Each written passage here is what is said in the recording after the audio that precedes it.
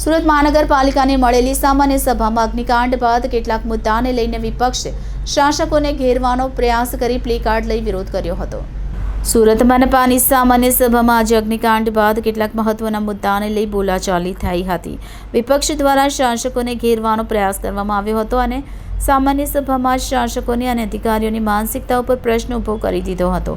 તેમજ અગ્નિકાંડ બાદ અધિકારીઓ દ્વારા જે સીલિંગની કામગીરી કરવામાં આવી હતી તેને લઈ કેટલાક મહત્વના પ્રશ્નો ઊભા કરવામાં આવ્યા હતા।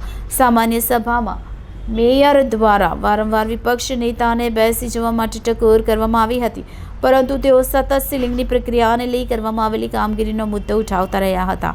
આખરે વિપક્ષ નેતા પોતાનું વક્તવ્ય શરૂ રાખતા તેમને મેયર દ્વારા સભામાંથી સસ્પેન્ડ કરી દેવામાં આવ્યા હતા। સસ્પેન્ડ કરતાની સાથે જ વિપક્ષ દ્વારા સૂત્રોચ્ચાર શરૂ કરી દેવાયા હતા અને પ્લેકાર્ડ બતાવીને વિરોધ ઉગ્ર નોંધવાનું શરૂ રાખ્યું હતું। ભાજપના કોર્પોરેટરે અધિકારીઓની બદલીનો પ્રશ્ન ઉઠાવ્યો કે અધિકારીઓની 1000 દિવસમાં બદલી થવી જરૂરી છે।